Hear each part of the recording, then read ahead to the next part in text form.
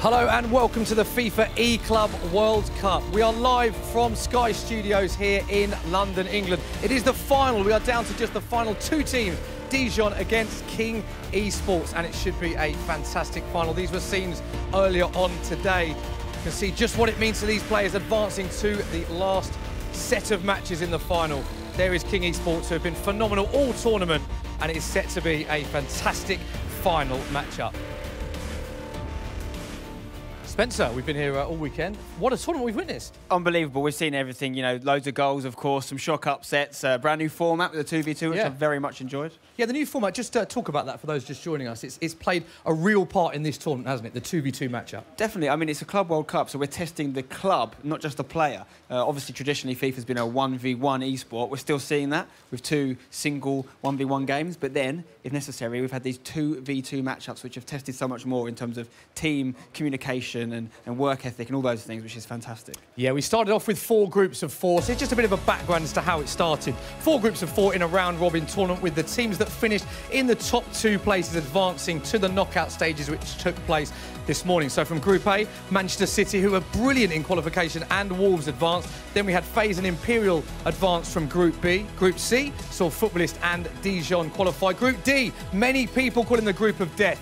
That was the final group. So this is what led to our knockout stages. Man City against Dijon. Dijon qualified from that one. FaZe against Ajax. FaZe qualified from that one. Wolves knocked out by Footballist, and then King Esports with Imperial. And now we're at the final stage, Dijon against King Esports. And importantly, in the quarter-final stage, all of our matches, Spencer, went to that third game. Yeah, it meant that 2v2 was tested, and if you came through, it meant that you had that good team 2v2 ability, which is the most important thing we're testing at the Club World Cup. So we're seeing language barriers tested, we're seeing obviously communication tested between the 2 players, and also coming back from being down as well, which is always good to see. And it just showed there, you saw the results and the graphics, just how close so many of these matches have been. Here's a little reminder of some of the matches so far. So Spencer, just talk us through, starting with day 1, the group stages yesterday. Yeah, fantastic day yesterday, starting off here with Man City. Great free kick there. Shells and Ryan were in fine form, as well Wolves. Good day for the Premier League teams in general, you could say. Yeah. The Wolves did well. These are the Footballist boys here, and they were a bit of a shock, to be honest. Not many people expected them to do what they did. Dijon, again, you could put them in the same category. AFC Ajax, of course, doing well. FaZe clan with Tass and Lev. Great little team they've got there. And we saw the Imperial guys getting out of their group, and of course the King Esports lads, Tex and Nicholas, the 2 #1 seeds. So this brought us through to day 2 this morning, which was the knockout stages. Started off with the quarter-final stages, and unbelievable action we saw in this stage. Yeah, and like we said before, you know, sometimes in these days you get something different from what you got on the first day, and we saw that. We saw some shocks. We saw Man City beaten by Dijon. We saw an amazing penalty shootout on the third leg from the FaZe versus Ajax game, which went right to the wire. King Esports managed to come back from behind as well, which is impressive. And the semi-final stage didn't disappoint either. No, these games have been unbelievable. They really have given us everything we wanted and more. Dijon coming out on top against the FaZe boys there. And again, King Esports, not the perfect record as we might have expected, but still finding a way to win. So far, we're obviously at the final stage. Only 2 teams remain. Which team have you been most impressed with so far? Well, in terms of impressed, I'd say Dijon, only because we weren't expecting them to do what they've done. The pressure's been on King Esports from minute 1, because they've got the #1 seed in the world on PlayStation and Xbox together in a team. It is a dream team. So even though they've done fantastic, we expected it. We didn't expect it from Dijon. And player that stood out for you? I'm going to say Hiroja from Dijon. Okay. Fantastic player. We didn't see him maybe live up to his full potential last year. He fell ill during the playoffs, and he was almost certainly going to potentially book himself a spot in the grand final, and we didn't get to see him come through last year, so I'm really happy that he's come back, and he could end up lifting this trophy later with his teammate. Yeah, it will be fascinating to see. We'll look in the players in more depth in a little while, but the players that you play within the game are so important. So these are Spencer's top picks. So there's lots of players available in the game, but these are the 4 I think every person needs. Starting off with Team of the Year, Cristiano Ronaldo, 99 rated. This guy can do everything when it comes to scoring goals. Likewise, the original Ronaldo, Prime Icon, 96 rated. He's got a 5-star weak foot, which means he can play off either foot. All the skill moves in the game available to him, and he's an icon, which means he can link with other players. Sergio Ramos, probably the most complete defender available, can do loads of stuff going forward as well, and he can score headers, and he can obviously help you at the back. Ruud Gullit is another icon. He's a centre forward here, but you'll see him used in centre mid mostly. all-rounder, and again, linked with players from different leagues. OK, let's have a further look in depth into Cr7 stats, because they are incredible. Yeah, they really are. Almost perfect pace, 95 for acceleration, 98 for sprint speed. No one's going to catch him up. And shooting, unsurprisingly, Ronaldo, he's not bad at this. Look at that, positioning, finishing, shot power, long shots, all perfect. He is going to score goals from all angles. OK, let's have a look at the in-depth passing stats. Once again, very impressive. Yeah, not just a scorer, he can also provide goals for you. Short passing, long passing, wherever you need it, he'll sort you out. OK, dribbling. Let's have a further breakdown of his dribbling stats, Spencer. Yeah, again, close to perfect. The only thing that lets him down is balance. You get better balance from maybe a shorter player like a Lionel Messi, but he makes up for it with his physical contributions. OK, defence. Obviously, you're not going to play Ronaldo in the game as a defender, but importantly, within defence is the heading stat. Yeah, 99 for heading. Very crucial at the moment in FIFA. Scoring goals at the back post. No one better than Cristiano. And finally, physically, we all know he's a physical specimen, isn't he? Yeah, the jumping, 99, links in perfectly with the heading. He's also got great stamina. He's not going to get tired at the end of the game. He's perfect. So we started off with 16 teams down to just the final 2. This is the final. It is Dijon against King Esports. The first match within the final, of course, is the PlayStation match. It is Mulzen against King Nicholas. Nicholas, importantly, is the #1 ranked player in that console as well, and he, of course, partners with Tex, who's the #1 in the Xbox. So they go into this as strong favourites. Just have a little reminder of how it unfolded and their path there. Dijon beating Manchester City, who are one of the teams of the day yesterday, and then they beat FaZe in the semi-final. King Esports, they took it to a third game in the quarter-final stage against Imperial, then beating Footballists. So the final is Dijon against King Esports. So Spencer, nearly ready, moments away from the first game. Who do you think is going to win the FIFA eClub World Cup?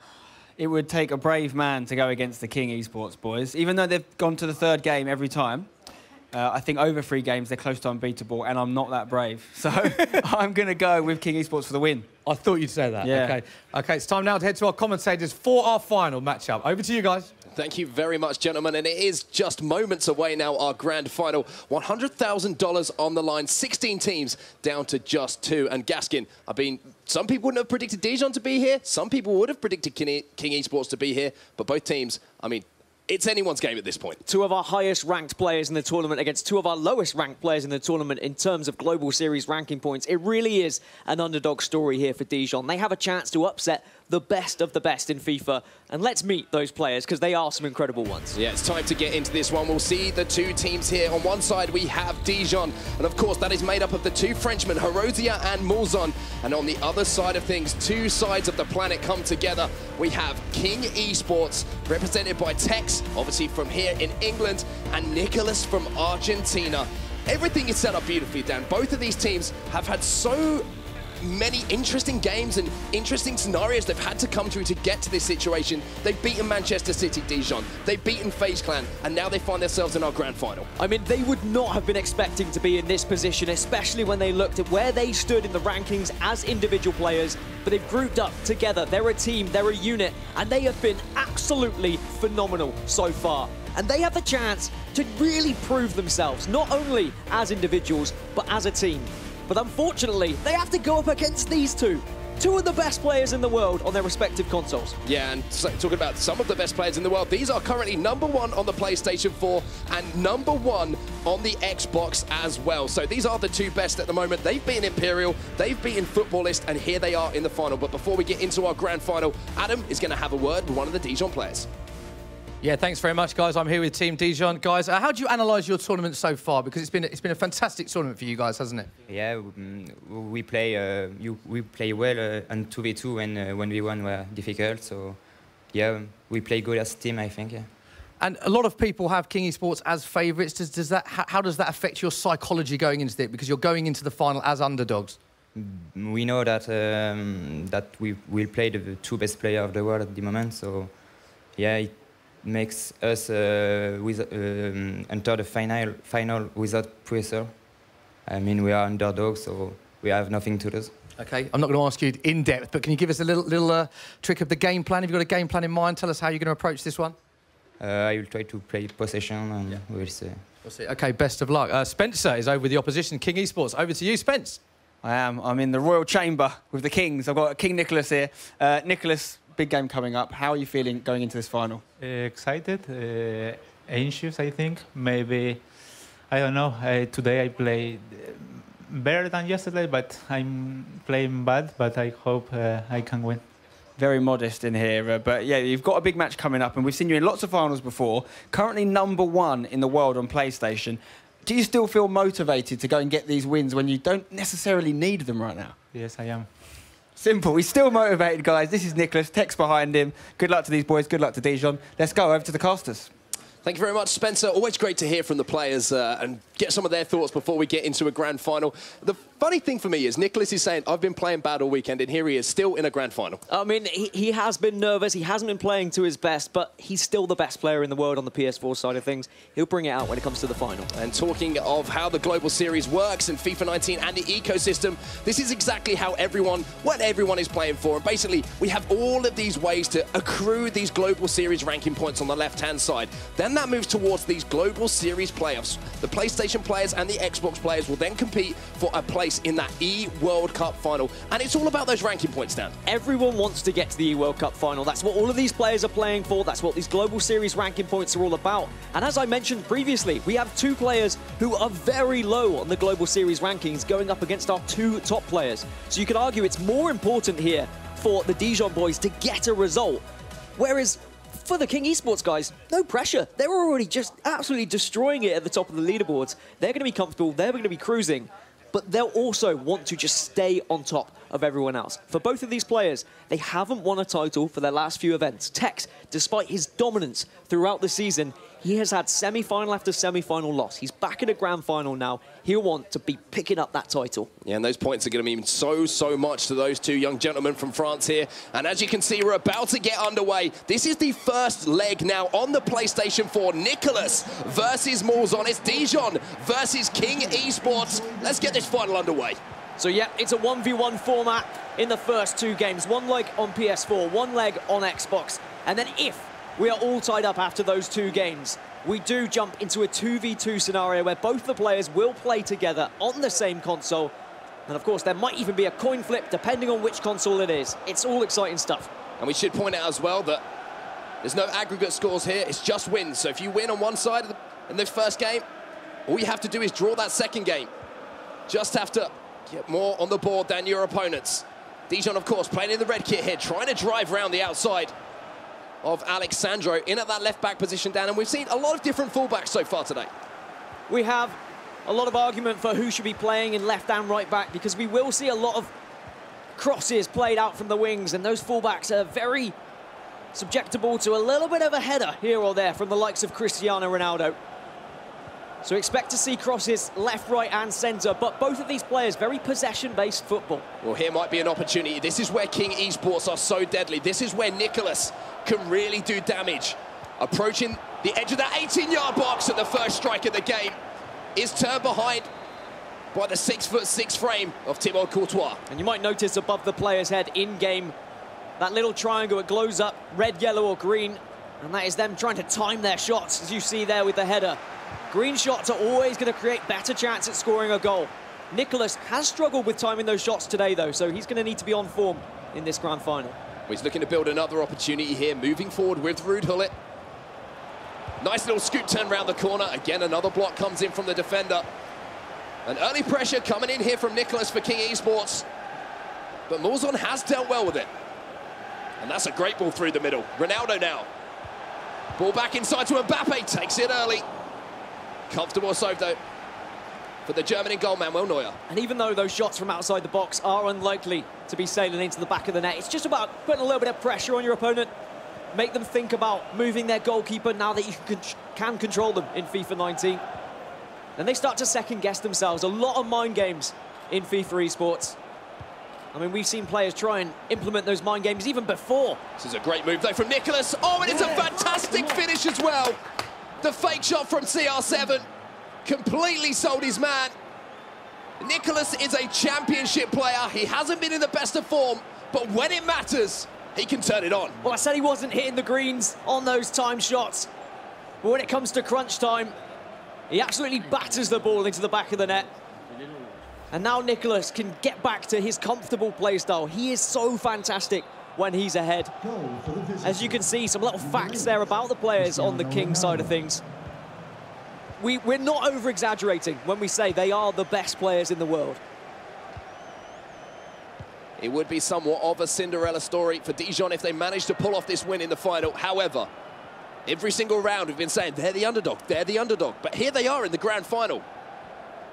They've taken out some of the best teams that were in the competition, the likes of Manchester City, the likes of FaZe Clan. And one thing we should talk about here, Dan, is we have two players here representing a professional football team in real life in Dijon, going up against an esports organisation, which is a fascinating conversation in itself. It is. I think Spencer brought it up earlier. We've never seen a non-football team win an eClub World Cup before.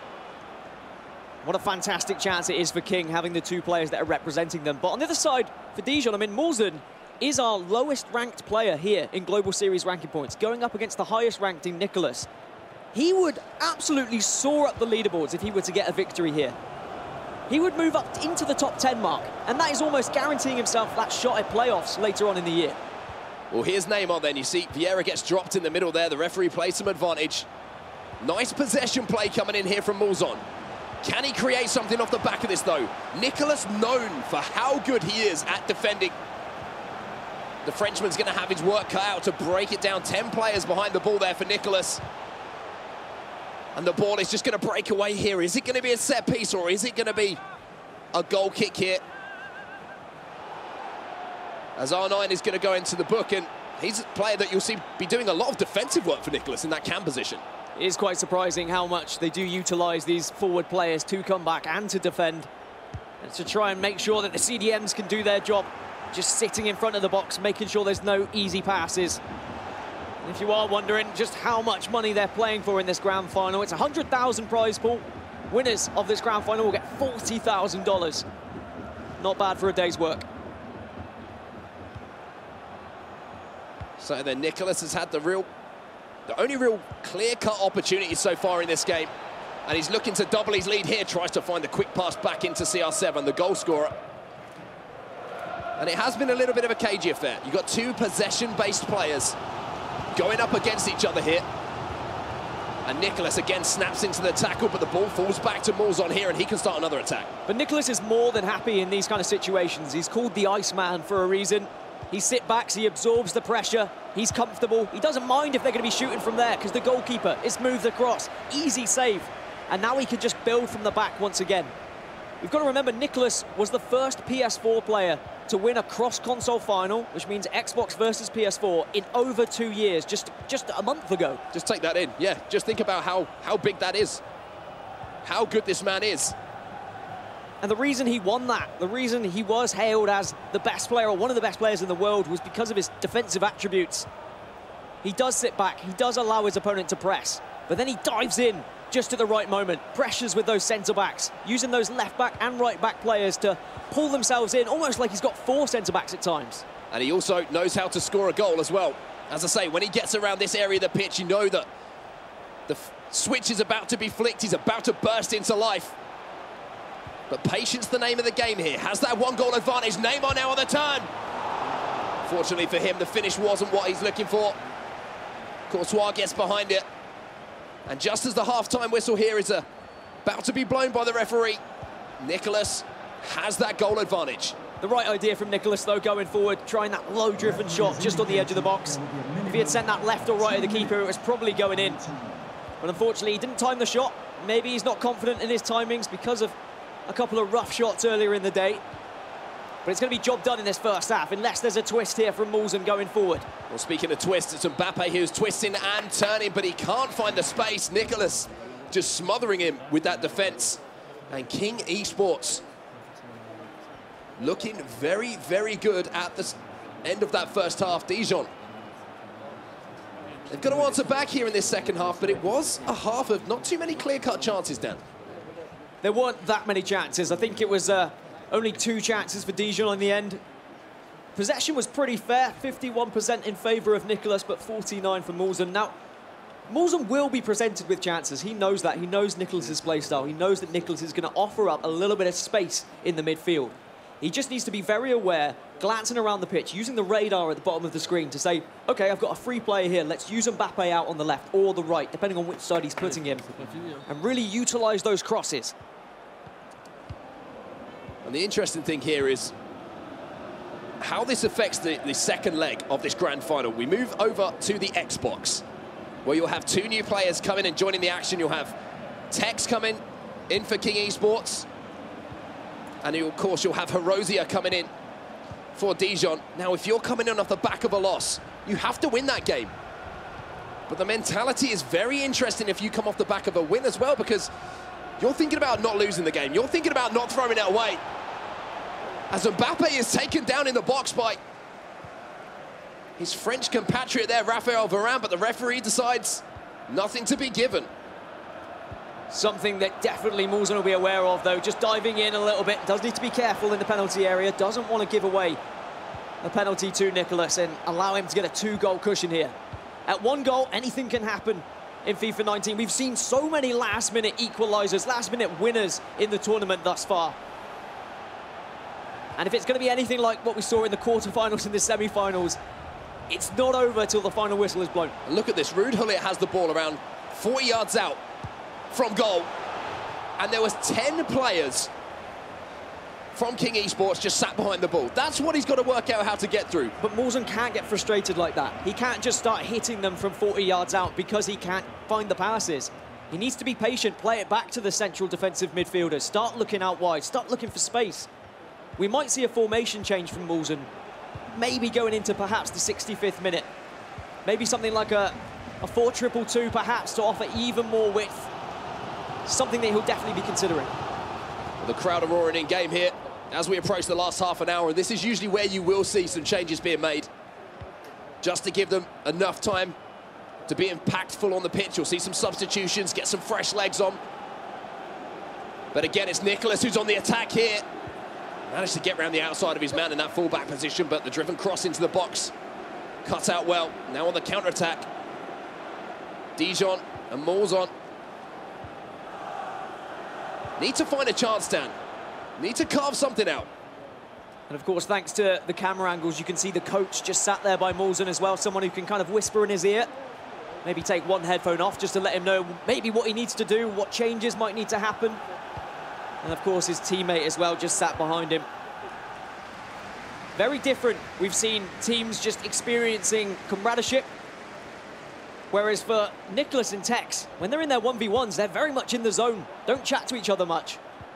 They just focus. They want to get the job done. Well, here comes Mulsanne then. Looks for that incisive pass inside. What a tackle that is from Patrick Vieira, but the ball falls back to CR7. It was a clever disguised pass, looking for the run of Ruud Gullit, but couldn't find the icon. Now you are seeing that pause being cued. That means tactical changes coming in for Dijon. Yep, he's going to be starting to throw everything forward here. Nothing to lose. He's going to be throwing the kitchen sink forward, the microwave, anything he can find in the kitchen. Turn. Oh, and it's gone in! Nicholas has just been playing this slow, methodical game, Mark. Mulsanne's been the one just pressing forward, but he opened up gaps and Nicholas has pounced right on them. He's a championship player and he is showing championship form here. 2-0 to Nicholas now. King Esports looking good after this first leg. Obviously, we're going to see some changes coming here. Let's have a look at what they're doing tactically and try and break this one down. Looks like potentially a 4-4-2 being used here for Dijon. Yeah, on the other side for King, it was still that 4-2-3-1 for Nicholas, and of course, he's not going to be switching things up. Maybe some substitutions, bring on some fresh legs. They might just inject a little bit of energy into the game. But for Dijon now, and for Mulsanne, it's going to be sending literally everyone he can forward. I think we'll see the likes of Eusebio coming onto the pitch as well. Pele introduced. But I think he's out of substitutions, perhaps. So we might just have to work with what he's got here. Kante was introduced as well, which provides a little bit more speed in the midfield in comparison to the likes of Patrick Vieira or Roy Gullit. And one thing that we should talk about, you know, we talk about Kante, this is a Team of the Year foot item. This has got incredible all-round stats. Obviously, in real life, N'Golo Kante, known for his defensive capabilities. I know that Sarri's trying to push him a little bit further up the pitch for Chelsea as well, and I'm sure if he had a player with the statistics of this Team of the Year, N'Golo Kante, he'd be having a lot of success with it. But he can finish off chances, Dan. Well, it was the Team of the Year, Neymar for Titan, that was able to grab that second goal, and what an important second goal it might be. Moulson really is going to have to go gung-ho here, which naturally will allow even more room at the back for Nicholas to be breaking open and trying to break through. It's a big interception. But Nicholas is just a rock-solid wall at the back, and look at the amount of space out here. As Kylian Mbappe is trying to get on the end of that one. And that is a foot item that has plenty of pace to burn. I mean, just like real life, Mbappe is a very scary person to be trying to go toe-to-toe with when you're running. Sheer amounts of pace and acceleration. And it's just the same here in FIFA. 15 minutes left in game then for Moulson to try and rescue something here for Dijon. Neymar, few drag backs from him. He finds Kante. Kante finds the ball across, but it's just a wasted chance there. He didn't time it, and it just sails back into the stands. Kante found Eusebio, but Eusebio just found Rosette there. You'd expect that to at least be hitting the target. You could see what Moulson thought of that opportunity. Definitely a chance passed up there. And that maybe pressure getting to him a little bit. That changes everything, Dan. That puts, if that goes in, Nicholas starts to think, don't throw this away. Don't throw this away. Don't put all the pressure onto my teammate Tex in this next one. Because Tex bailed him out in the last round, in the semi-final to get here. Nicholas lost convincingly. And Nicholas had to win that second leg. Nicholas was just hiding down in his jersey. He didn't want to look. He didn't want to be the reason why his team was losing. But now he's securing this for King Esports. Usually 2-0 leads are very, very... They're almost cursed, Mark. We've seen so many 2-0 leads thrown away.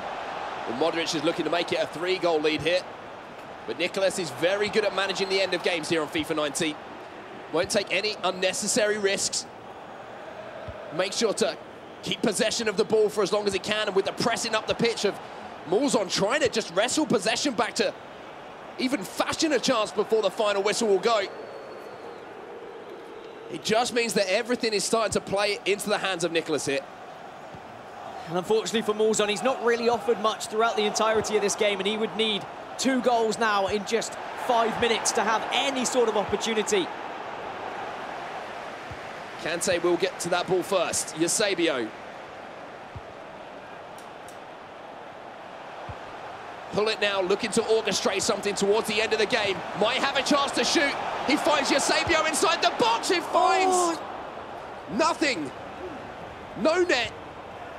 And again, it's in the crowd. 2 big chances for Eusebio. And twice, if he had timed it green, if he had timed it green, those could have been in the back of the net. And now Nicholas maybe can put the nail in the coffin here. Well, Moulson's managed to win it back, but with time very much against him, it's going to have to be perfect FIFA at this point. He's flowing forward. Eusebio might have another chance, but again, it's a disappointing shot at goal. And Neuer just gleefully picks it up. Nicholas takes a deep breath, and King Esports look like they are going to pick up the first win here, and they do. Nicholas knows he's not been on top form throughout the tournament today, but he's clutched up when he needed to.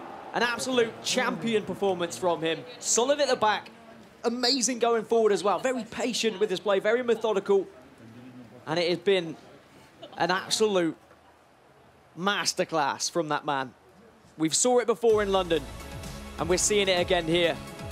Amazing. Well, this is the road to the grand finals for both of these teams. You can see Dijon taking down Manchester City. It went all the way to a 2v2 decider. And then they took down FaZe Clan as well in the semi-finals. On the other side of things, King Esports took down Imperial again, went all the way down to a 2v2 decider. And then King Esports again with a 2v2 decider. It went all the way down to the wire against Footballists, made their way into our grand finals. But now, Dan, what that means is King Esports and Tex on the Xbox just needs a draw. Well, look at the reason why it went down to that 2v2 decider. It was because that first game that was lost, and it was always Nicholas playing that first game on the PS4. Tex had to save it. They went into the 2v2. This time, Nicholas takes the victory, and it now means it's all on Tex. He has that chance, Mark. Okay, well, the first leg is done. The PlayStation side of things is done. We'll go over to Anna now. She's on the floor with Nicholas. Thanks, guys. I'm here with Nicholas, and first off, congratulations. You did your job. You pulled out this win. You had a little bit of a hiccup there in the semifinals, but you came back and you proved why you are the #1 player in the world on PlayStation right now. How are you feeling about this first match?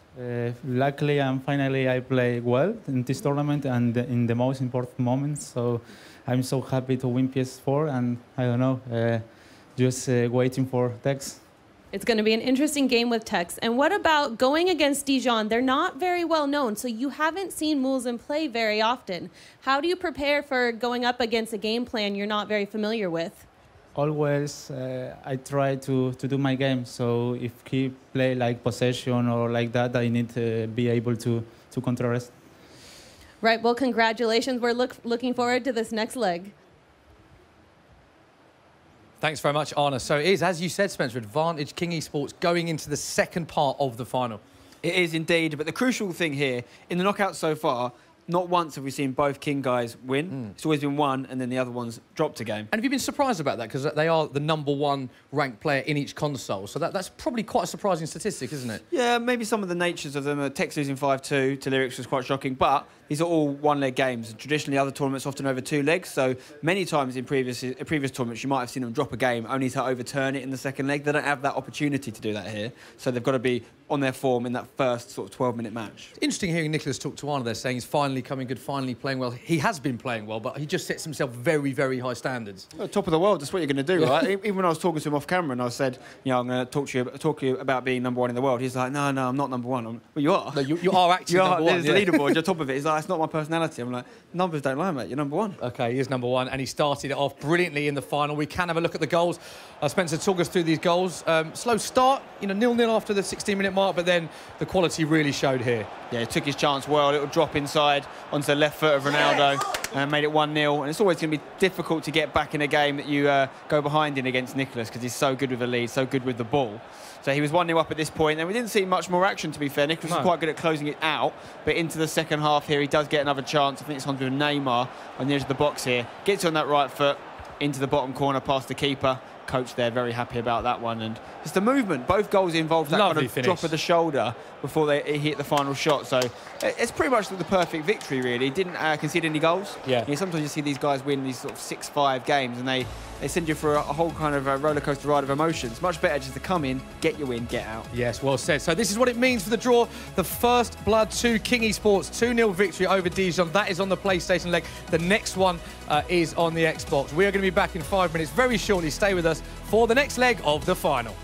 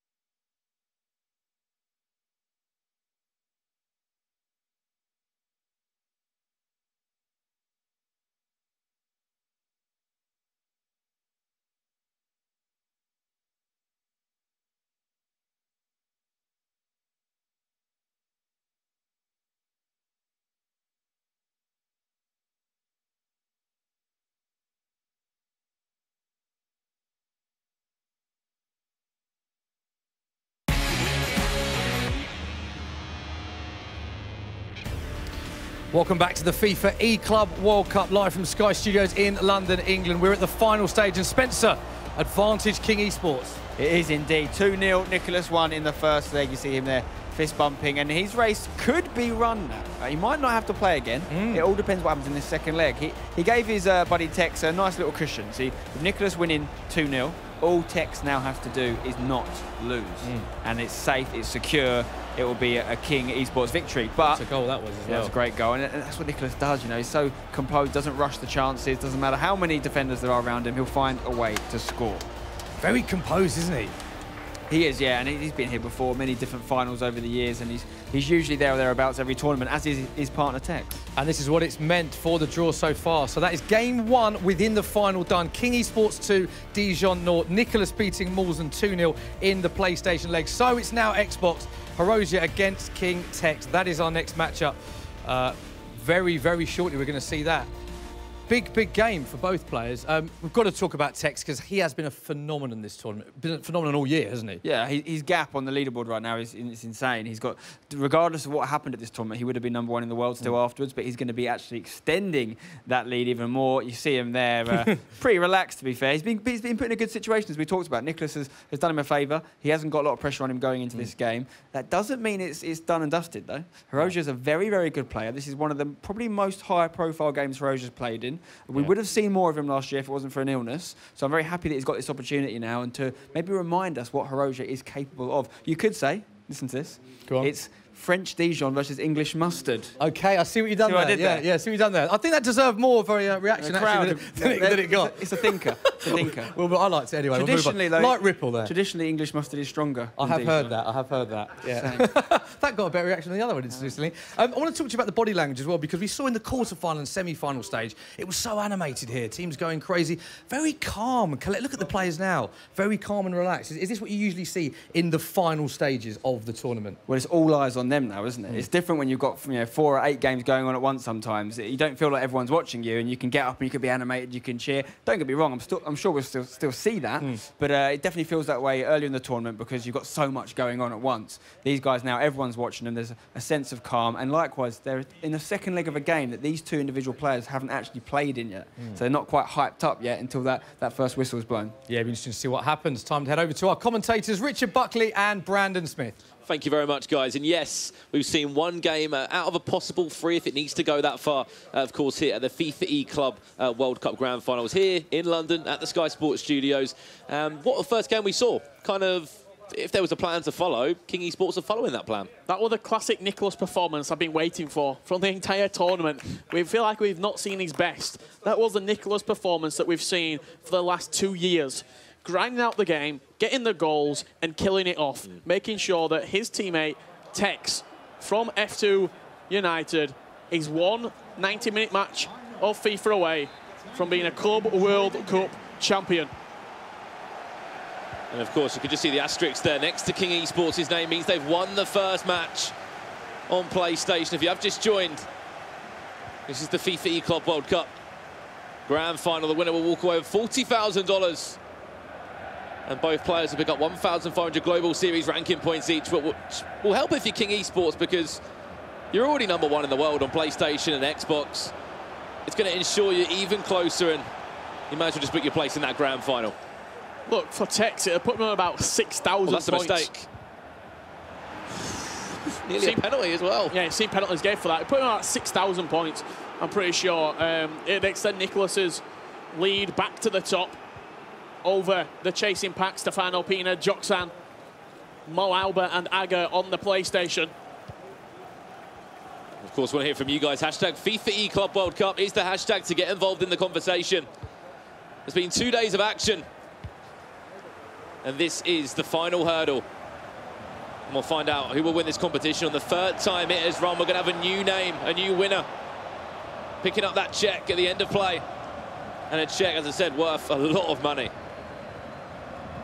This man on your screen right now, Harosia, he's sort of been on a English player just domination at the minute in the quarterfinals. They faced up against Manchester City. He knocked them out. He knocked out Ryan. He beat Ryan. And then they won on the 2v2. Here's a chance now inside. That one's blocked, but... In the semi-finals, he beat TAS, meaning that a draw and a win was good enough to go through to the finals. If he beat Tex right now, he's arguably not only the best British player in the world, but the best FIFA player on the planet. Herozia, stand up and be accounted for. And if Herozia does win this game, Richard, we will be going to a 2v2 deciding game, which will be fantastic. You can see a little bit of facts about the King Esports player roster there. You've obviously got Tex, UK player, won 3 titles in the 2 years that he's been competing. As he comes forward now, so this is his console, the Xbox side. Nicholas has already done his job, won that first game 2-0. There's the shot, and the first shot registered in this game. And what that asterisk means next to King Esports is that Tex doesn't even have to win this game for King Esports to be crowned champions. All he has to do is simply not lose. If he draws, it can be a score draw, it can be a 7-7 draw, it can be a boring 0-0. They are still going to be champions.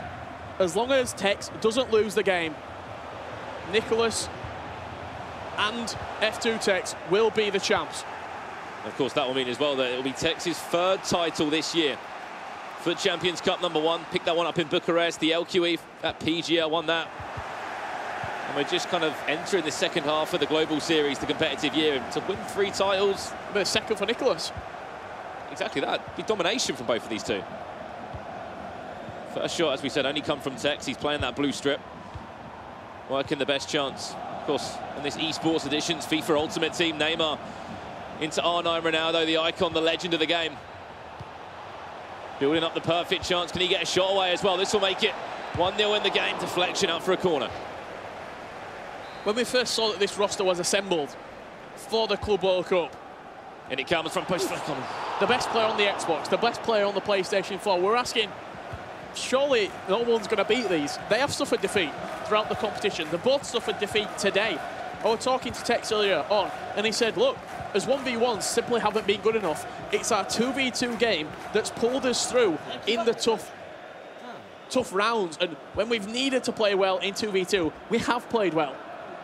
They've meshed very, very well.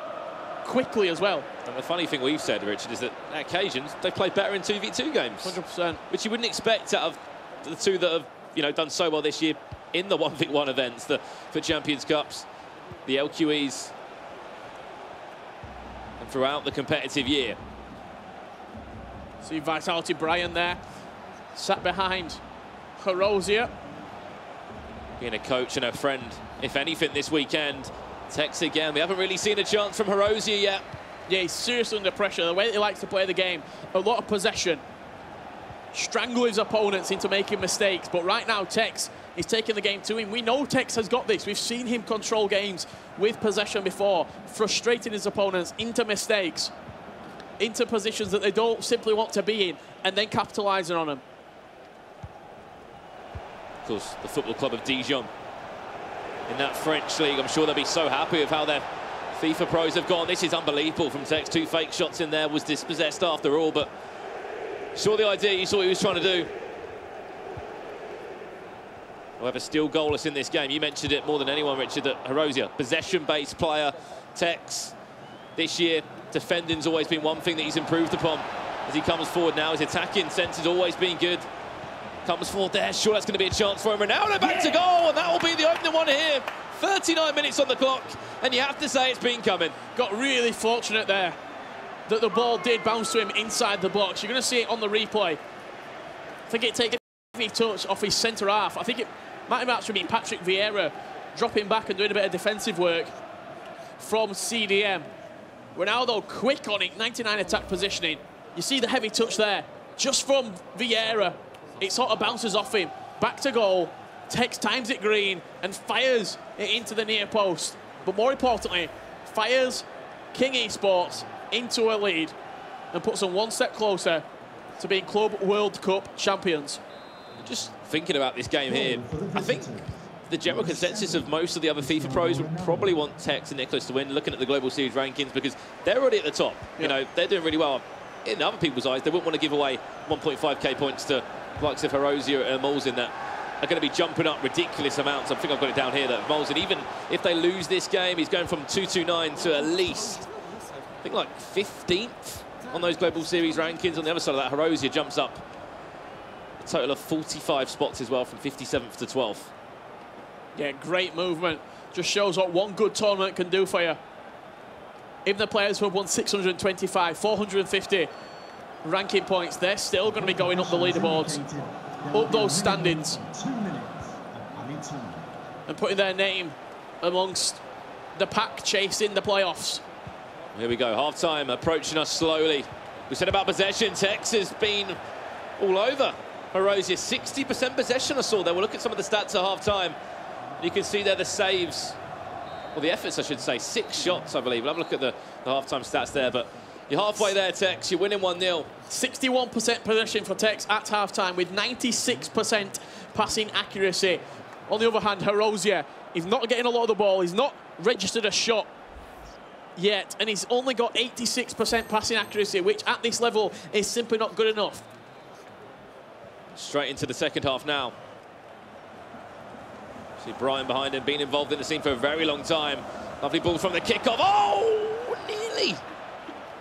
Thought I was going to just go top corner there with Neymar on the volley. Yeah, we've seen Tex do that before in this tournament. You get from the, as soon as the ball is live, knock it out wide, you make the attacking run with LB or L1 on whatever console you're at, and then just whip the ball past the last defender.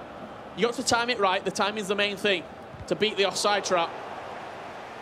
Hit it just as it's bouncing on the volley, on the half volley.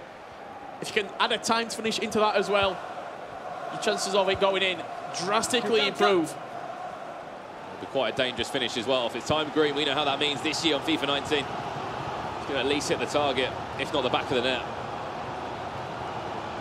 Horosia needs to create a chance. He has not registered a shot yet. Goes about saying, doesn't need us to say it. You don't shoot, you don't score. Vieira into Hullet. Maybe this could be that chance he needs. Patrick Vieira, of all people, you don't really want him taking the shot. And a chance to counter-attack straight away. Can he get the right side of his man? It's R9 Ronaldo. Played inside. Rio Ferdinand's out of position. Simplified to Mbappe. You may as well start writing that check right now. 2-0 up. It's all routine for them too. Tex doing Tex-type things in another final. 2-0 up, and it's cruising. Lovely finish on the edge of the box. The ball originally down the line for R9. He worked it back into the penalty area, and just a slight step to his right from Horosia in the goal. Kylian Mbappe, 99 finishing. On the edge of the box, making no mistake. And it just looks like another day at the office for Tex. It's something we always say as well. When we see these two competing at events, you can see Horosia there getting a little bit frustrated and agitated. They just seem to get better and better in competitions. The likes of Tex and Nicholas, and you've heard both of them say they're not even feeling that they're playing at their best. Yeah, if you've just flicked on, and this is the first time you've seen FIFA eSports, the two players that you're seeing right now for King Esports are the best players in the world on their consoles. Tex has qualified for every single event. He's the only player in the world to have done this. And he comes forward once more. Kylian Mbappe, the skills are out. Everything's out on show for him. A rebound, no, that hasn't worked for him. So impressive to watch. And when the goals start flying in, the confidence just oozes out of these two.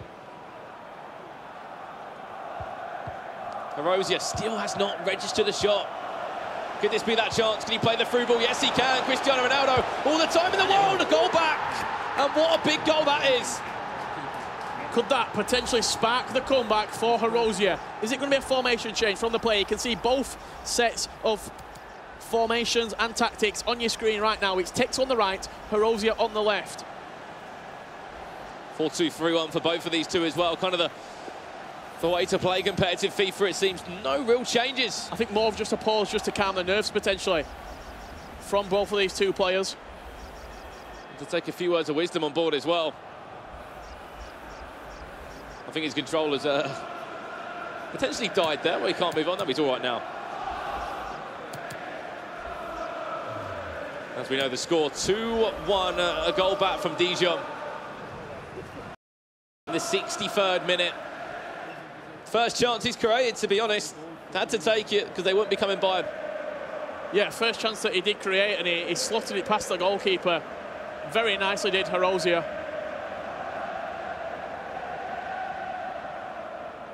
And we've not long left. If we could see a comeback here from Dijon, what a comeback it would be. However, they must win this game. We have to repeat that. If King Esports draw this, they'll still win. They'll still win the FIFA eClub World Cup. I'm just trying to think among other sports, when have you ever seen an athlete or a player dominate as much as Tex and Nicholas are right now? I'm thinking Phil Taylor during the 2000s in the darts, Roger Federer at Wimbledon. These sort of players who just dominate their scene. Dominate their sport as well. Spain, World Cup, Europe, European Championships, 2008 to 2012. Just win after win after win. You kind of just, you get to a stage just expecting the same things, the same quality out of them all the time, and that's what we've expected from Nicholas and Tex. They haven't, they'll even admit, they haven't even shown us the best of their best yet. Yeah, I was speaking to Tex. He said, today I've been far from my best. He said yesterday I was actually playing much better in the groups than I was today in the knockouts, and we are going to get this game back underway. And here we go, we can see the goal again. This was the chance, the only chance in the game. Cristiano Ronaldo threw on goal, had to be perfect. Had Ramos running at him, but he found the bottom corner, and it really is game on. You're going to see potentially a bit of game management here from Tex, just try and slow this game down, or is he going to try and score again? Cristiano Ronaldo. Just cleared away there. I think there's some sort of issue that we need to get sorted, but whilst he's being dealt with, if you didn't know what they're playing for, $40,000 will go, of course, to the winner of this game. If you don't know the score of the first one, it was a 2-0 win to King Esports on the PlayStation leg. Now they're in front 2-1 in the second one. They picked up these all-important Global Series ranking points as well, which if you don't know what they're all about, they will get you to the playoffs. And, of course, the main goal is the FIFA World Cup Grand Finals. That's your key to the Grand Finals, are the Global Series ranking points. It's all about points win placings, and the placings will get you into the tournament. So you've got to finish in the top 64 players on your PS4, on the Xbox rankings. You'll then go into the playoffs. After the playoffs, it's the top 16 players. They then will go to the Grand Finals. Tex is leading 2-1 at this point. Let's see the goals that have put him in this position. That's exactly that. Let's have a look at those goals right now in this game, which currently sits at 2-1. Obviously, it was Tex in the blue strip. You can see him attacking forward now. Played it in there, found a pocket of space that I don't think anyone else did find. Cristiano Ronaldo will score. You can see the passion there in their little booth to put them 1-0 up, which is like the 30th minute in that game. Yeah, early start from Tex, and he doubled his lead just after half-time. That lovely dink over the top for R9. You can see him just slow it down here, work the ball back into the box. CR7, driven pass into Mbappe, and a low-driven time shot past the goalkeeper, and an absolute roar from Tex. You see as well, Varane pulled out of position there, opened up the space. There was a goal back, though, and it came in the 63rd minute. You can see the attack building up here. I thought he was going to play wide, but I think Mbappe made a decoy run, if anything. Ronaldo there, the time in the world. Ramos did approach him, had to be timed, had to take the shot at the right moment, and it was game on, and that is where we are at right now in this second game, the Xbox side of things. And of course, we'll be jumping into that one very shortly there.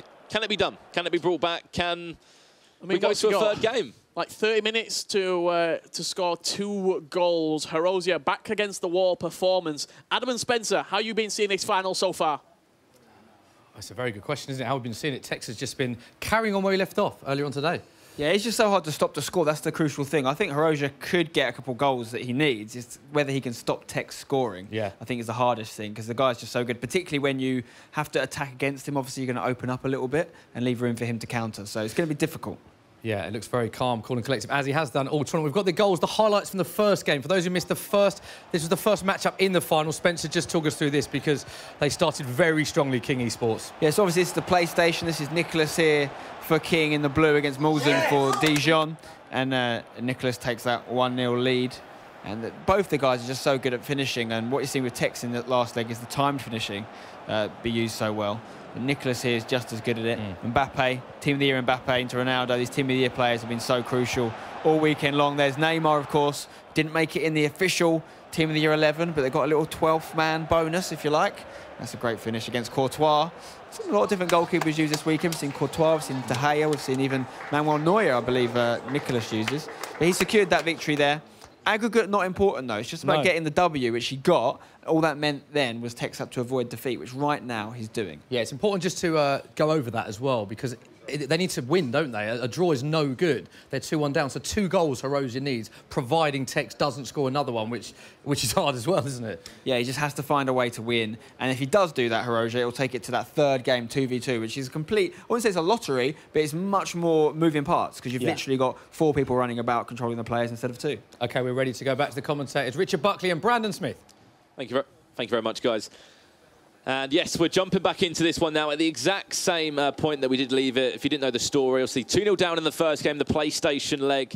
Dijon lost that one, King Esports won it. And then it was 2-0 up, early start from King Esports. There was a goal back, and we've got a small issue there, and we're straight back into this game now. Simple, 27 minutes. All you need is 2 goals. But it's easier said than done when you're up against probably the best player on Xbox in the world. Yeah, and he has also got the kickoff as well, so you potentially come forward, might get a third, or he can keep hold of the ball and work that midfield and defence forward from Horosia. It's all about mind games right now. Keep the ball if you are Tex. Make your opponent commit, and then hit him on the counter. And try and manage the game the best you can as well. As we were saying, if they go and win this, the 3rd title of the year for Tex, the 2nd for Nicholas. As they had to kind of their CV a chance now. Tex, yeah. It doesn't matter if you scored Horosia. You've still got to defend down the other end. He may have committed a few people forward to try and put himself back in this game, but Patrick Vieira, we talk about him in a defending aspect all the time, but potentially scoring the winning goal. Yeah, he can get forward, can Patrick Vieira, with that 6'4" frame. Got into the final third and just slotted it past the goalkeeper. And you're seeing a formation change here from Horosia, switching into a 4-3-3, 4th variation. Substitutes also coming on for the Frenchman. And it's simple now or never. All guns blazing going forward. And you saw Tex from that reaction, turned around, plenty of energy in the booth. I think he knows from his standards, is he going to concede 3 goals and lose this game? I think he's probably thinking, pretty much got this wrapped up right now. As long as I don't concede in the next 2-3 minutes. Exactly that, but he's got to still stay switched on and ensure he can get this job done, get this result over the line. I completely agree that for a player of Tex's level, to be 3-1 up and to throw away a game with 20 minutes left, it's not something he usually does. A bit blasphemous. But anything can happen in competitive FIFA. Anything can happen with a comeback. 20 minutes left. We saw 2 goals within the 60th to the 70th minute. A goal for Horosia, a goal for Tex, and I don't know how Vieira ended up in that pocket, but he just carried and finessed it. Just carried his run forward, did Patrick Vieira from central defensive midfield. And we have to talk about that roster. When we saw it formed in Nicholas and Tex, I was scared for the competition, and when it qualified as well. Out of the 16 teams, they've kind of always been the favourites. They've been the pre-tournament favourites. Even when they weren't playing the best, people still said, I don't want to match up against King Esports. And they were still getting results. Yeah. Even if they're not playing the best, they're still pulling through results, pulling out results. That's the former champions. When you're not playing well, you can still win. And both of these players are champions. Champions in their own right. F2 Tex and Nicholas from Basel. Here we go, Tex. He wants 4. Will he get 4? This is him when he's really playing. As I say, oozing with confidence in that midfield. Free-flowing, liquid football as he comes forward now. Vieira to Hullet. It really is party time for this team. They know they're nearly there.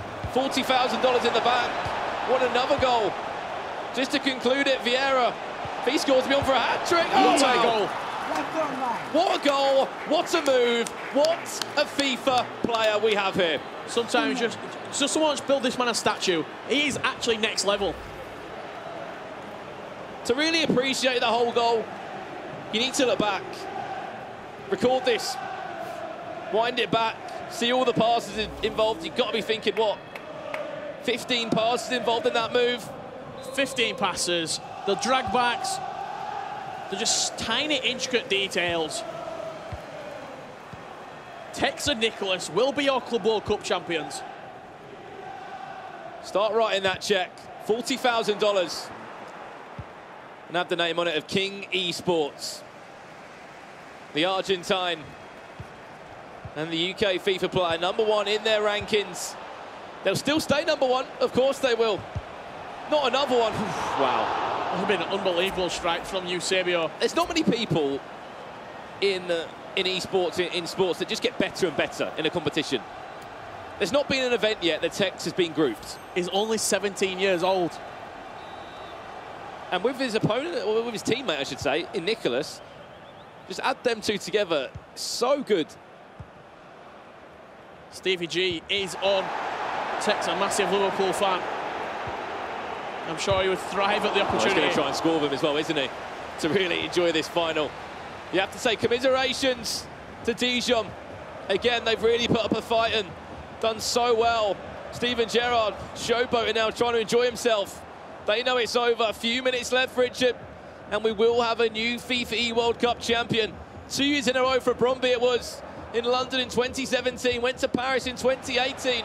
However, they went out the groups. And we now have a new winner of this fantastic competition. We've seen the God Squad assemble in Nicholas and Tex. No pressure on him coming into the tournament. And they've thrived under this pressure. And they know it's over. Herozia still trying to attack, though. He's not been plain sailing. Back inside. Well, this is a well-worked move. Oh, deserved a little bit better. It's really not been plain sailing for King Esports. They've had to go to 2v2s. They've both suffered defeats. Both suffered big defeats. Tex lost 5-2 earlier today. Nicholas lost 4-0. And a consolation more than anything for Dijon. Commiserations, as I said.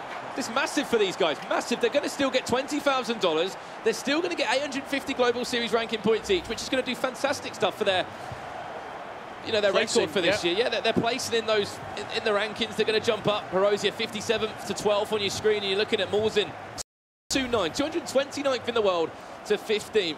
And I say it a lot in this esport this year, history being made. Well, it really is going to be made in a few seconds' time. Again in London. Referee, conclude this game. Your FIFA World Cup champions, Tex and Nicholas, King Esports. Congratulations, history is made once again in London. King Esports was the name, and the two kings of FIFA coming together and doing the business here at the Sky Studios for the Club World Cup 2019. We've got a new winner, and it is King Esports. Commiserations to Dijon. They fought hard, they fought well, but in the end, King Esports reigning supreme at the top of the mountain. Congratulations to those guys indeed, and they all pick up points. You can see how this whole knockout stage looked and how it was presented, really. Look at the run for Dijon. Obviously, they beat Manchester City, they beat the FaZe clan, went into that final, and then King Esports, of course, it was a different story.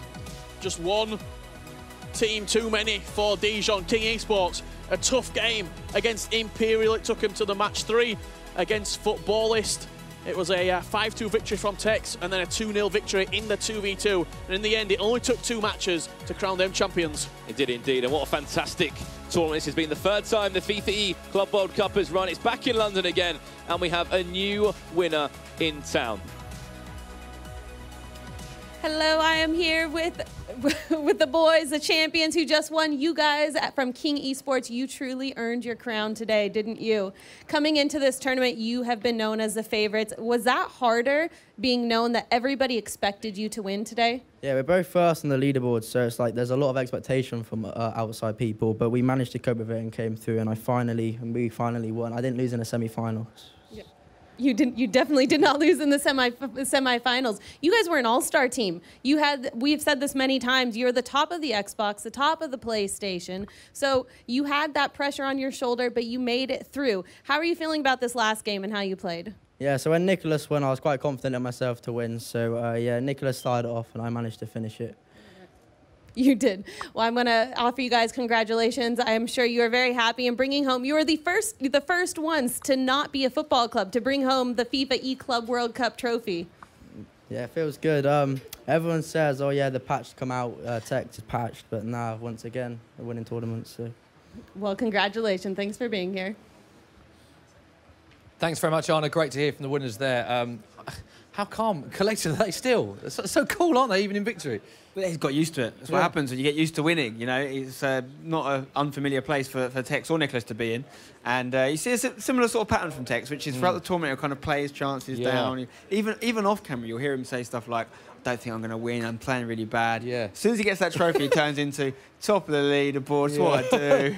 People said I was going to get patched, not me. So I love it. I love the confidence from him. And if anyone could be confident, it's those two, to be honest, because they are clearly the best two players in their console right now in the world. Yeah, congratulations to Nicholas and to Tex. Let's just remind us of the highlights of that game.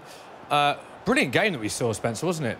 Yeah, and Hiroja obviously gave us a little bit of hope, if you like, for the Dijon fans that he was going to get back in it. But it did start with Tex in the blue here, creating this chance. A little bit of a lucky deflection in the box there, but you see the little green icon that appeared, the little green triangle that was above Ronaldo there. That's because Tex perfectly timed his shot. Now, it's a bit of a risk if you're new to the game to try the timed shot, because if you get it wrong, it increases the chance of the shot going wayward. But if you get it right, it increases the chance of it going in, which is exactly what happened there for Tex. And these guys have got that down to an absolute knack.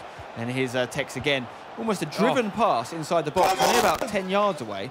And again, a perfectly timed finish there for Tex, making it 2-0. Yeah, and we saw the animation as well, interesting, the semi-final as well. Very calm after one goal. As soon as he gets the 2-goal lead, you see that come out of him, don't you? You see that passion coming out of him. He gets a bit more confident. Yeah, and he started to believe, because he knew he only had to draw.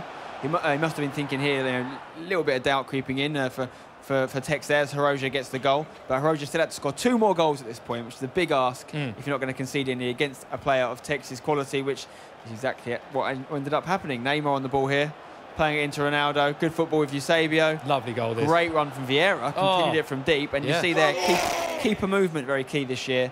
You watch the goalkeeper here for Hiroja. He just takes a few steps to his right because he's predicting a shot across the goal. And obviously Tex has seen that coming and he's gone near post with Vieira. And it carried on for Tex here on the ball, and Hiroja obviously had to push at this point, try and get a goal and some sort of hope. But 15 passes of this goal, Spencer. I know that you're a fan of the purest type of goal. We saw one yesterday, a 27-pass goal, 15 passes in a final. Yeah, and I mean, at this point, it was really difficult for Hiroja to get the ball off Tex. He wasn't in a rush. He didn't need to score a goal. And weirdly, sometimes that's actually what opens up the chances for you, when you play that ball about a little bit, keep it, and frustrate the opponent who's so desperate for that goal. Hiroja's having to come out and rush and press the ball, and Tex just dealt with it so well, didn't he? Look at this. I mean, this is total football, isn't it? Yeah, that extra pass there, back outside the box. Sometimes you'd have seen him hit it first time. As I said earlier, he was in no need to shoot every single shot, perfectly timed as well. Yeah. That's what he does. There's the replay here. 15 passes in the build-up to that goal. Lovely finish. And then obviously winding down the clock now. Hiroja does go up the other end and get a consolation goal, we'll call it. Good finish, though. Great hit, great hit. And Hiroja, it's always hard with these finals, because you see these players, sometimes if this one didn't go to the third game, obviously, you see what was a fairly convincing victory, and you feel like they're much better than their opponents. But you have to say the boys from Dijon have done so well. They've defeated some really, really strong opposition throughout the weekend. So there is the confirmation of the final. Dijon losing 2-0 in the first game and losing 4-2. Great win from Tex. 4-2 win, so they are the FIFA eClub World Cup champions. And after the break, we will be there with the presentation. So do not go anywhere. We'll see you after this short break.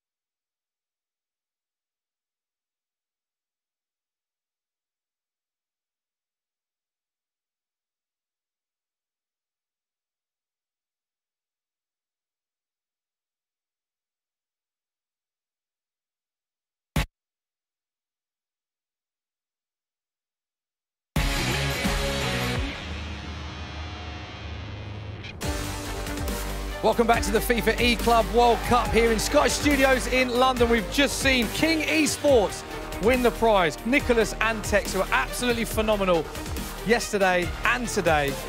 And they managed to beat Dijon to win the tournament. Let's hear what the commentators have to say about today's action.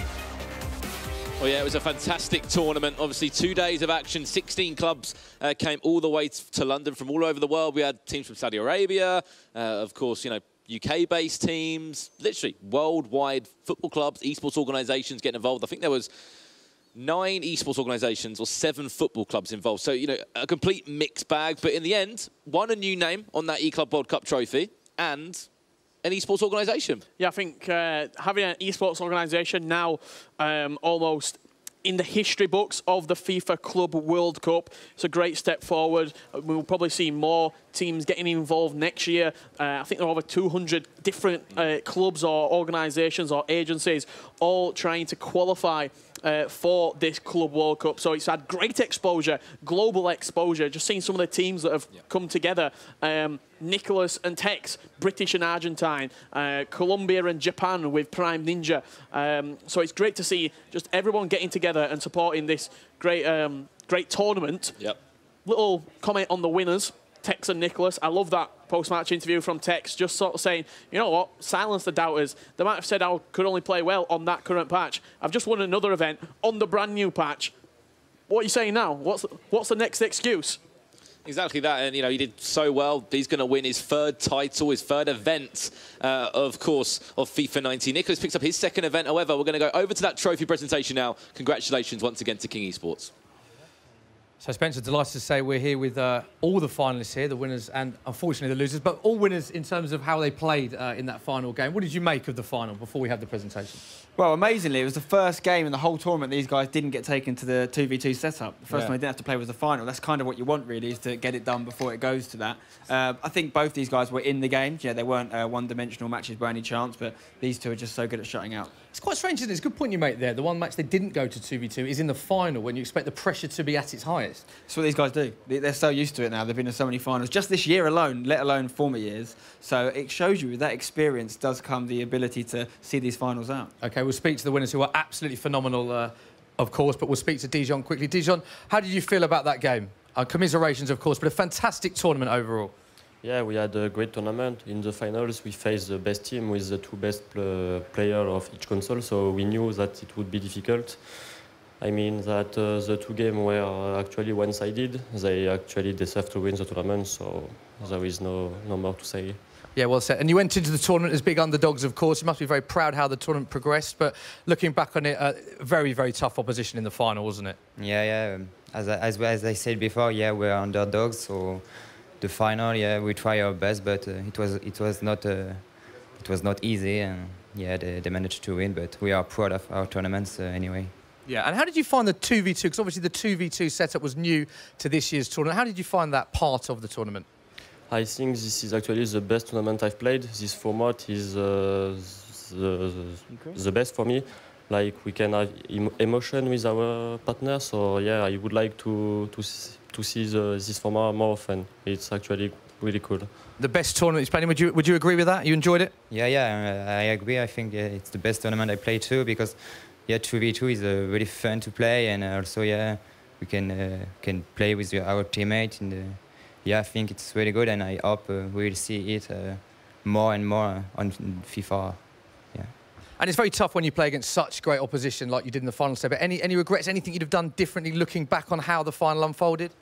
Sorry? Anything you'd have done differently in the final, having recently approached it?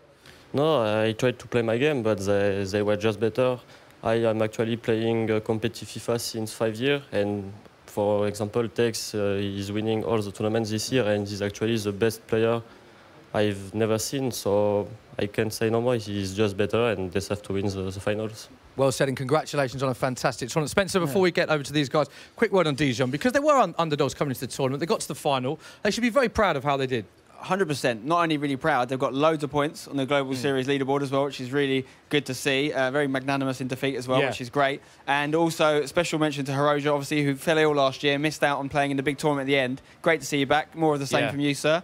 Also, as well, nods of approval from this side and other people in the audience when they mentioned being the best tournament they've played. And I think a lot of people felt the same. Certainly as a spectator watching it, entertainment value was right up there. Yeah, and just for those joining us, just explain about the tournament, why this tournament was so different to others, because it has been so well received. We've seen behind the cameras so many spectators. We saw so much going on behind the scenes. It's been a fantastic new format introduced to this tournament. Yeah, I mean, it's important to stress, right? There's a lot of different tournaments and formats going on. These FIFA guys are hard to please, okay? There's a lot of different ways you can do it. But when Hiroja said it'd been a great tournament and Nicholas nodded, I thought, wow, something's been done right here. These guys are happy about it. The big change, obviously, as you mentioned, was the 2v2. Essentially, these guys are only playing one leg as individual players now, 1v1, which, again, sometimes they prefer to have a little bit more time. But then they get into play together, which changes the kind of the meta of FIFA, if you like, completely, because you've got the ball and you've got another player running off you that's controlled by your teammate. You can make runs you can't make when you're using the AI. So it is a different way of playing the game, but it involves more teamwork, which I think you don't see as much in 1v1. Yeah, OK, it is time now for the presentation. Pleased to say I can introduce Christian Volk, the Director of eFootball and Gaming at FIFA. Can we give him a round of applause, please?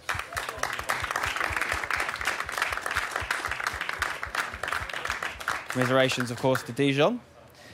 And he's saying congratulations, of course, to the boys from King, and they're going to get a nice, hefty check/card here. $40,000. Let's give him a round of applause, guys. Round of applause. Not bad. I'm taking it they're going to split it down the middle. Who knows? Who scored more goals? Do they get more of it, or you split it down the middle, are you? Nah, Nicholas can get most of it. He's a good teammate, so yeah. He's going to hold you to that. Hold him to that. Right, we've got a few questions for you guys. You just keep holding that for now. Nicholas, you've obviously teamed up with Tex this weekend. Fantastic team. But you know, and a lot of people know, we're probably going to see some big matchups between you guys later in the year. How do you feel about going up against Tex again in the future? I don't know. I'm thinking now about enjoy the moment, not pressure about the future, or, you know. He was my partner today, and I want to thank to my team Basel for make this possible. Yeah. Living in the present. Okay, I like that. Same question to you, Tex. What are you going to say to your current teammate but future opposition? I give the same answer as him. Very diplomatic. Speaking of diplomacy, Tex, I want to ask you a question because, you know, I feel like we see two different sides of you. We see the in-tournament and pre-tournament playing your chances down, quite humble. I don't think I'm going to win this one. Everyone's so good. I'm rubbish at FIFA. Then you win, and every day we see you tweeting out the leaderboard, reminding everyone you're top of the world. Which is the real Tex? No, I haven't won for a while, so like I always lose in the semi-final at the moment, so I can finally win again. So I will be posting their leaderboards later.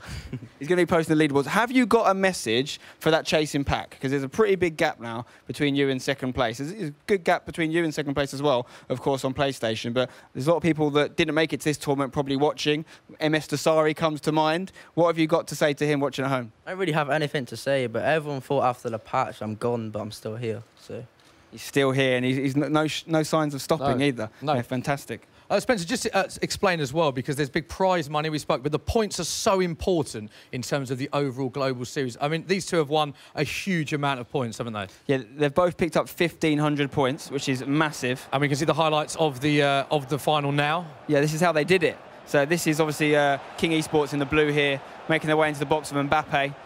And this is I believe, in Tex's game, isn't it? So this is the second leg. Timed finishing. Like watching that. You like watching that again, didn't you? Yeah. Talk to us about your timed finishing, Tex. How long did it take you to get it down once the new game came out? I still don't really have it down. I hit orange quite a lot, so hopefully I can start to hit green even more and then win more tournaments. I don't think you can hit green more, mate. I'm seeing it every single time at the moment, but this is what he does, gets the ball in the box here. What are you thinking about at this point? 2-0 up, knowing you only need a draw. You must have felt you had it sorted out. I'm good at choking leads, so I was 2-0 up, and then he scored, and I started panicking, but I managed to come through and score a few more goals. Talk to me about the Gerrard substitution. I've seen you do this a few times. You bring Stevie G on, obviously not a bad player, icon this year.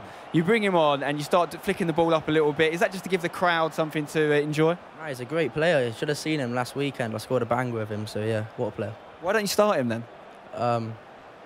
No comment.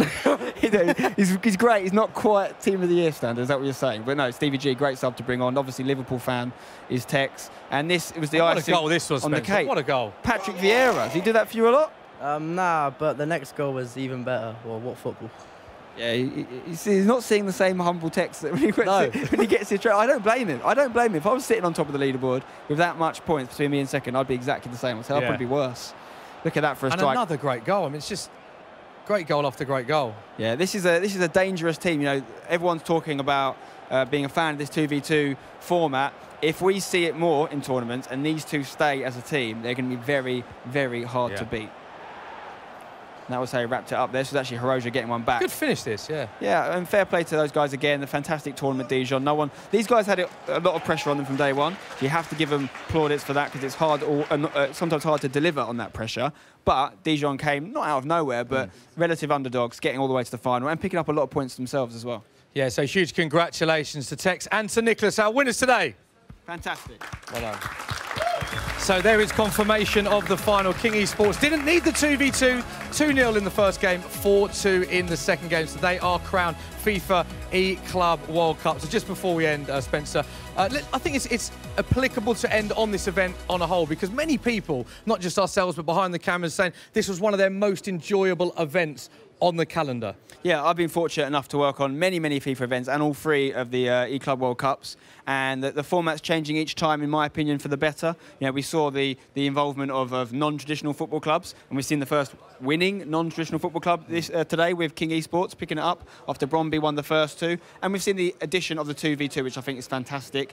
Where do we go from here? 3v3? 4v4? It's a good idea. I don't know. I'm just putting it out there, guys. I'm just putting it out there. And just quickly, we've got to end on the 2 winners. Where do they rank in terms of the greatest FIFA players of all time? Because they're so far ahead of their respective leaderboards. It's frightening, isn't it? This is a discussion we have off air a lot. Myself and a lot of the casters and whatnot talk about: is Tex, is Nicholas, are they goats, as you were, greatest of all time? Like, it's hard with a game like FIFA because it changes every year. Yeah, good point. point. So to have winners across multiple iterations of the game is quite rare. Got the likes of Dasari, the likes of Gorilla, who've done fantastic. For me, Tex and Nicholas are both in that discussion. Both in the discussion for 100%. At the end of the year, they could be #1. Okay, yeah, it's been a fantastic event. Thanks to everyone. Huge congratulations. I can see them right there, to King Esports, the winners of the FIFA eClub World Cup.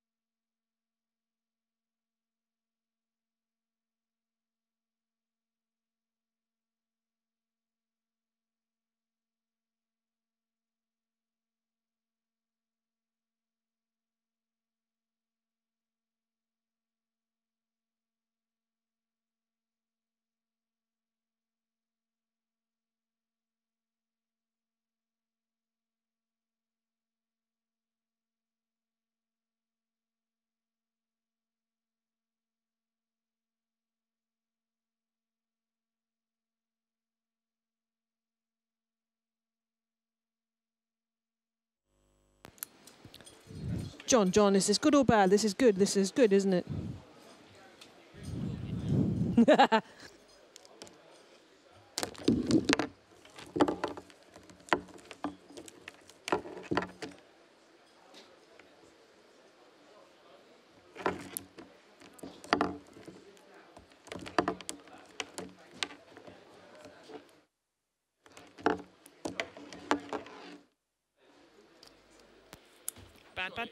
Just did a photo. Oh, sorry. I'm in the way.